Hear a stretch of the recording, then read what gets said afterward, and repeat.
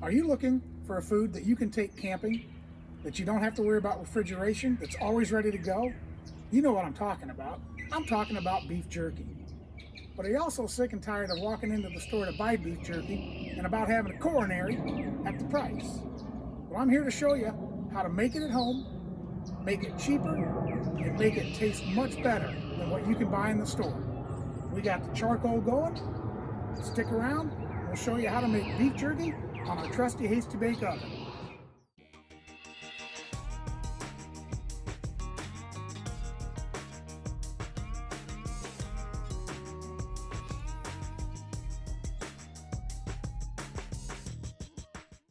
Today we're using 1.5 pounds of center round that we've marinated overnight. I'm going to take this into the kitchen, throw it in a colander, let it drain for a bit, and then I'll come back and give you a tour of the rig we're using today. So I wanted to give you a real quick tour of the Hasty Bake Legacy charcoal oven that we're going to use today to cook the jerky. This is a design that was invented by Grant Hastings in Tulsa, Oklahoma in 1948, and it had a ton of innovations for its time in charcoal cooking. First off, the hood. Prior to that, charcoal was used on hibachi type grills with no hood. So Grant put a hood on with no vents in it so that it circulated the smoke and the heat around the grill. You have vents below the cooking grate to ensure that the heat and smoke stay on the food. You have an ash pan that pulls out and a charcoal basket that pulls out. What's unique about this is you can actually raise and lower the grate in order to either sear food or lower it down and smoke or use it to roast. Today, since we don't want a lot of direct heat,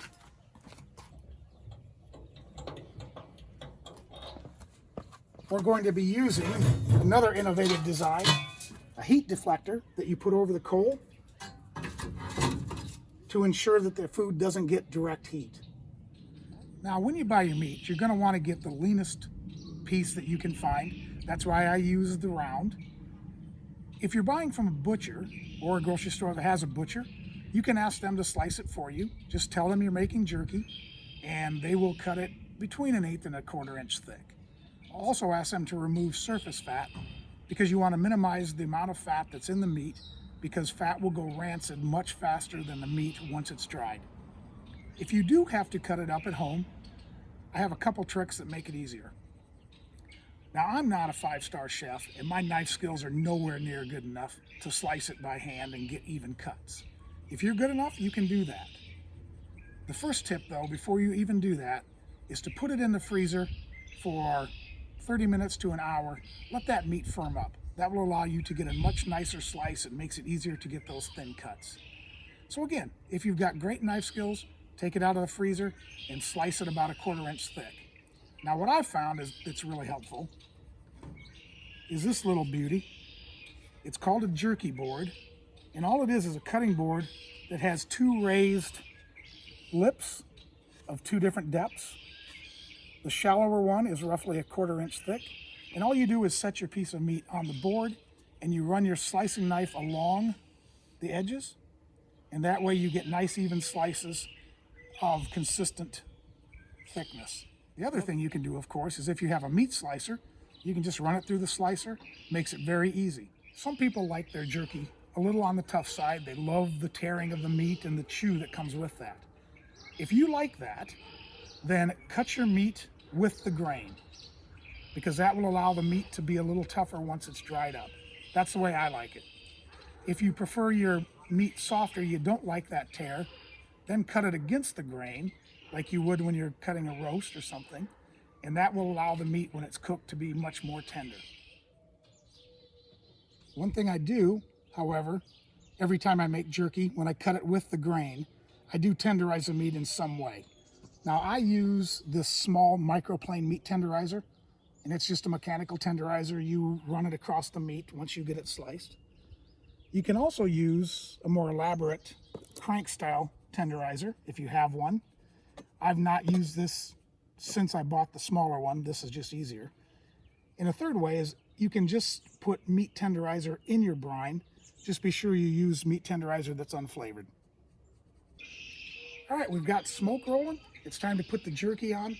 We're running the oven today at approximately 170 degrees. We're going to try to keep it between 170 and 180. Remember, when you're making jerky, you're cooking the meat, but you're also drying it out. So you don't want a high temperature that's going to cook the meat quickly. I'm being a bit lazy today and putting it on a tray. So let's get this in. As you can see, we've got some good smoke going. We're at the right temperature. So let's start making some jerky. All right, we're going to put the second tray on. One thing I did want to mention is that when you place the meat on the grates or in the rack, make sure you leave some space around the pieces. You want each piece to get full air circulation and full smoke penetration. For today's jerky, we're using a marinade recipe from Alton Brown. I'm going to link that below for you. It's a great recipe. My kids love it. I've got to say it's probably their favorite jerky. So if you want to give jerky making a try, I think that's a great place to start. One thing you need to be aware of, however, is if you're making jerky for travel, if you're going to leave it unrefrigerated, you want something that's shelf stable. Alton's recipe, as well as quite a few others, do not have a cure. You need to add a cure if you're going to keep the jerky extended amount of time unrefrigerated. The first way that you can get cured jerky is to buy a commercial mix such as the LEM mix on the left. These normally come with a small packet of cure in them that you can choose to use or not use. If you're going to travel, you would put the cure in. That cure would let this jerky sit unrefrigerated for 2 weeks and not have to worry about botulism.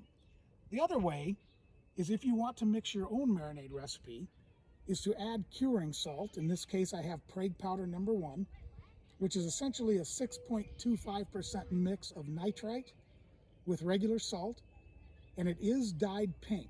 You need to be careful with curing salt because it is toxic. You don't want to eat it as is. You want to make sure it stays away from kids or animals. But once you use this in the meat, the concentration of nitrites goes down to a point that it's no longer harmful. Okay, we're an hour in. We've just flipped the jerky. As you can see, we're holding almost a perfect temperature.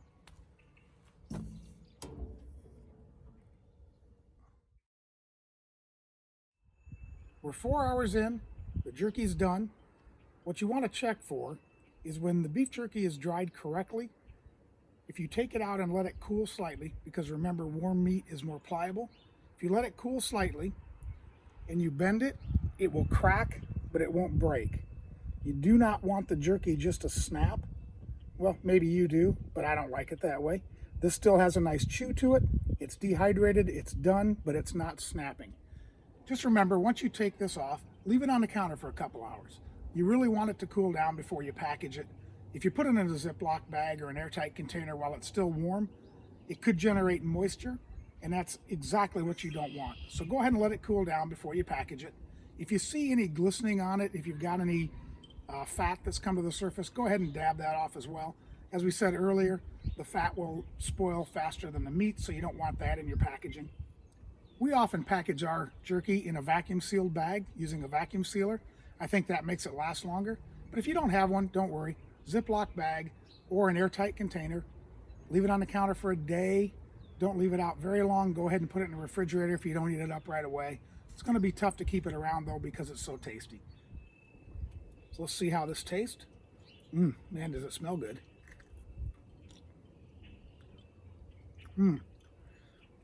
This is the same recipe that we normally use, but with the real smoke, it's got a whole nother depth of flavor that you don't get in a dehydrator. Now, one note, in the recipe below, it will say use liquid smoke. I did not, because we're using real smoke. If you are doing this in the oven or in a dehydrator, go ahead and add the liquid smoke. As always, thanks for everybody that's subscribed. We'd love to see you, and we're glad to see you back. If you haven't subscribed yet, please hit the button in the lower right-hand corner and join us. You don't want to miss out on any of the action. Thanks for joining. I hope you enjoyed. If you make beef jerky, go ahead and leave me a message. Let me know how you liked it. Let me know how the process works. We'll see you next time.